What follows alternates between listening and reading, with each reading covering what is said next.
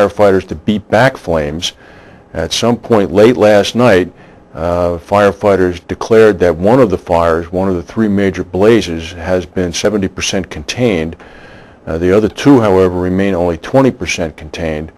At this point, they don't know what the wind is going to do today, but as of right now, it's blowing at about 13 miles per hour. However, temperatures in the LA basin are expected to reach into the 90s later today, so it's going to be very difficult firefighting weather. In Peru, a bus carrying a second division Peruvian soccer team has fallen 600 feet down into a ravine, killing 8 people and injuring another 23 others.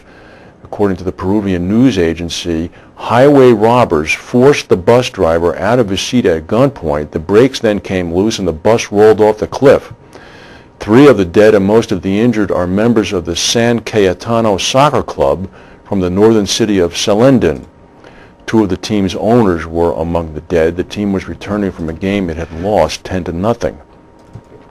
In Uganda, in the capital of Kampala, 6 construction workers were killed and 10 others remained trapped when a basement wall they were building in Uganda's capital collapsed on them.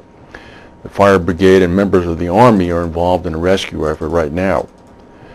And on Sunday afternoon, there was an explosion in a gas pipeline up in British Columbia, and the Royal Canadian Mounted Police said last night that they are now treating it as a serious criminal act.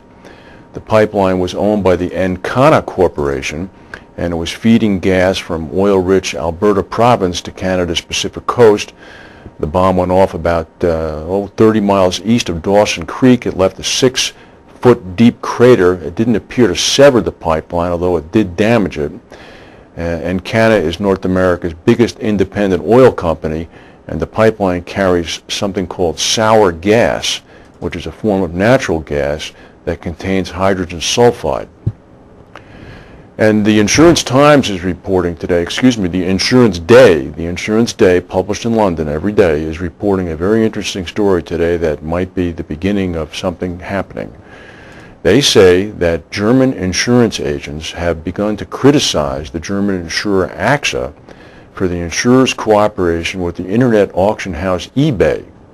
The head of the German Association of Insurance Salespeople said that many insurers are so desperate now for new customers that they cannot refrain from using what he termed unsuitable sales channels.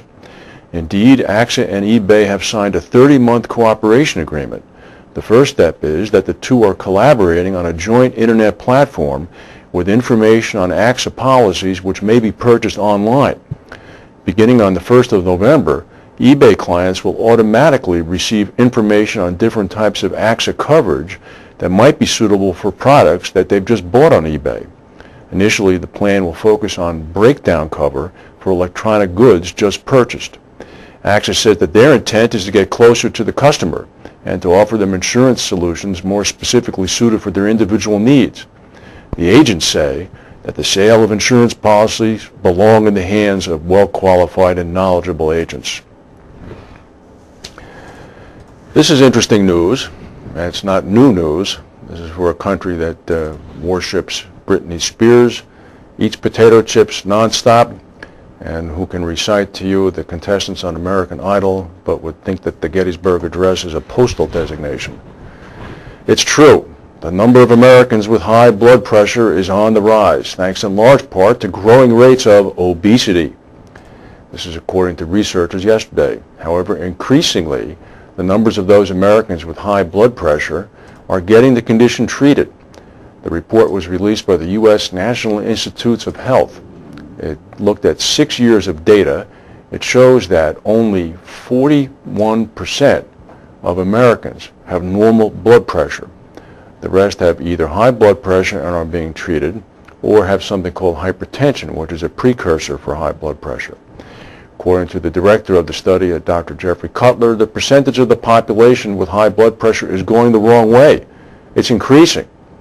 He went on to say that some of the leading factors behind high blood pressure include being obese or not getting regular physical activity, smoking, and too much salt in the diet. That would be potato chips.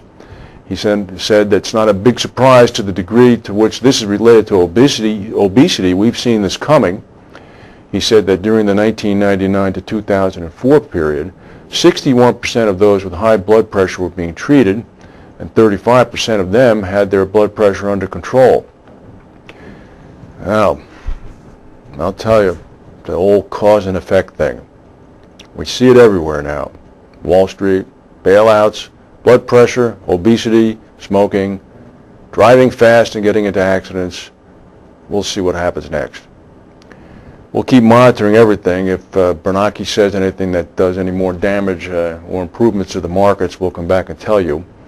And then obviously, in the United States at least, we'll all be watching the final debate tomorrow night, and hopefully both candidates will not experience any serious gaffe.